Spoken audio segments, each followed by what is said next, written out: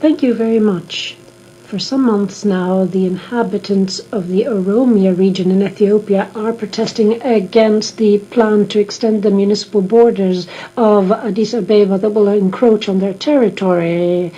In the past, when similar situations have occurred, people have had to leave their land, and this has landed them in abject poverty. The situation is critical. 140 protesters have been killed and many others were injured by the security forces in one of the worst humanitarian crises since 2005 in the country.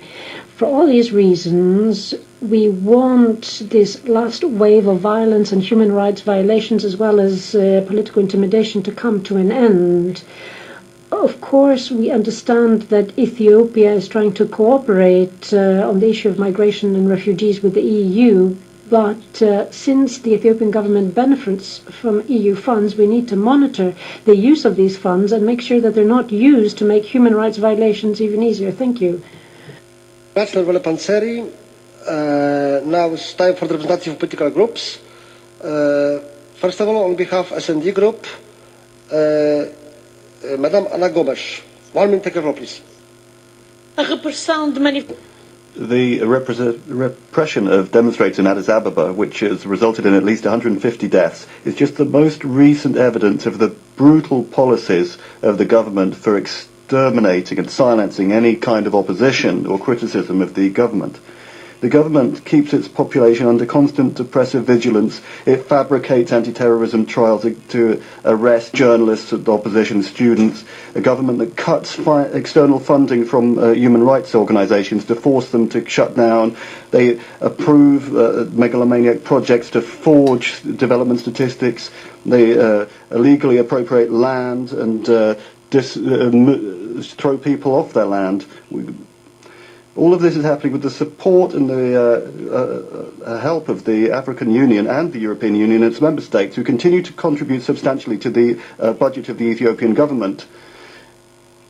This betrays our values and principles. It actually creates instability in the region because the population are driven to despair. This could lead Ethiopia into a situation of violent uprising. We should draw the lessons from the Arab Spring of 2011. We need to keep relations with the government, but at the same time we need to really fight for democracy and respect for human rights while there is still time. Thank you. Obrigado. Zastupnik Iwan Jakovčić. Thank you very much, Mr. Chair. The list of the anti-democratical activities of the Ethiopian government is simply too long. We regret that this is one of the poorest countries in the world, but on the other hand, this list, which includes misuse of the anti-terrorism law, in a way as to oppress the opposition, the journalists, and the public at large. Everything that sounds as a minority in Ethiopia is being repressed. We need to stress the fact that there is this master plan of the development of Addis Ababa, where in fact land is being grabbed from the Oromia region and its people. Therefore I call the Ethiopian government to start a dialogue with us, with the UN, in order to continue with the necessary donations for Ethiopia, because we only want good for this country and for its people. Fala. Señora diputada Paloma López Bermejo. Gracias, presidente. Thank you very much, President. First of all, I'd like to thank the groups for the joint work that they have done to condemn the repressive action taken by the Ethiopian government, and to thank them for sounding the alarm of how the social and economic situation is worsening in the Horn of Africa, which is leading to a refugee crisis. It's extremely important to work together to put an end to the situation, to make sure that political prisoners are freed and that human rights are respected fully. However, European responsibility has to go beyond these urgent pleas. First of all, there are economic responsibilities, including Ethiopia and global trade, and including multinationals as well, are just making inequalities worse and worsening the situation with regard to access to land. And of course, it's worsening the social rights situation. Don't use third countries as prisons while at the same time shirking human rights responsibilities. That's what I want to say to the EU. It's extremely important to see how the money is spent. It's not being used to improve the social conditions. It's these social and economic conditions that have to be a priority and not just be used for palliative purposes as the Commission seems to be doing. Thank you. Tagad deputats Andrejs Pamikins. Thank you, President. Colleagues, one of the most ancient and culturally rich civilization is diverse ethno-religious community which has managed to live through millennia side by side was a thing to admire not so long in the past. In the last few decades, however, the situation has strongly deteriorated with numerous human rights violations severely hampering social, economic and political progress in the country. The recent events surrounding Ethiopian capital Addis Abeba's expansion have become just another example of large-scale civil rights violations. Harassment of oppositions, crackdown on protesters, limitation on civil society and media, political underrepresentation of most ethnic groups, internet censor. Most regretfully, this is the current reality in Ethiopia. The EU is a major financial donor and assistance provider to Ethiopia and must step up its efforts at actively addressing this issue by using every available instrument at its disposal. Ethiopia has the potential to become unconceivably more than it is today, and our task is to lend a helping hand. The current situation, however, is not benefiting anymore, and it has to transform as soon as possible. Thank you. Yes, catch the procedure. Deputy Stanisław Polczak. Děkuji, pane předsedo, za udělení. Thank you, President.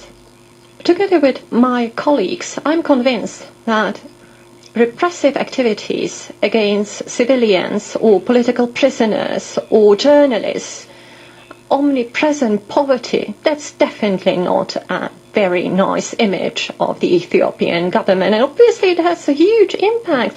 I mean, the refugees crisis might be just the tip of all the problems. Therefore, we have to remind the Ethiopian government very clearly that it should be, obviously, a government of a democratic country, and the times of the ancient empire are really gone, and therefore we should very strictly express our condemnation, and that could also reflect itself in our development aid. Thank you. Jose Ignacio Faria. The last 2 months have seen the Ethiopian government assassinate 140 demonstrators who are demonstrating against the government's plans to expand the capital. These were people who had seen their land expropriated, mostly farm. Since 2011, there's been similar situations. There have also been deaths of students who are also demonstrating against this plan. The High Representative Federica Mogherini should be called upon to engage constructively to try and change the situation. The government in power in Ethiopia has now announced that they plan to withdraw this plan to try and go back to social peace. However, I don't think we should allow ourselves to be tricked by this show of goodwill. Now, more than ever, the European Union needs to use every mechanism at its disposal to try not to fall into the trap of the Ethiopian government. Thank you. Gracias. On behalf of the Commission, Commissioner Neven Mimica. Take the floor, please. Thank you, Mr. President, honourable members. The European Union and its member states have a regular and frank dialogue with the government of Ethiopia on issues related to democracy and human rights. Our consistent message is that economic and social development must go together with political and human rights to make it sustainable. A strong civil society, freedom of expression, association and peaceful assembly are crucial for creating a more prosperous, secure and more economically successful country. In that context, the European Union is closely following recent unrest in Oromia triggered by the urban expansion plans for Addis Ababa city with concern. There were also ethnic clashes in the Amhara region, which received less attention from the media, but which also resulted in casualties. On 23 December last year, the European External Action Service spokesperson called for a peaceful resolution of the disputes. These events show the importance of constructive dialogue to address grievances. We called for clarity on all acts of violence and abuses perpetrated against protesters, as well as accountability for such violations. We have raised these concerns with the Ethiopian authorities in Addis and most recently in Brussels, when Minister for Foreign Affairs Dr. Tedros Adhanom came to visit the High Representative and Vice President Mogherini on 13th of January. He recognized the situation and informed that the Addis Ababa expansion master plan had been discarded.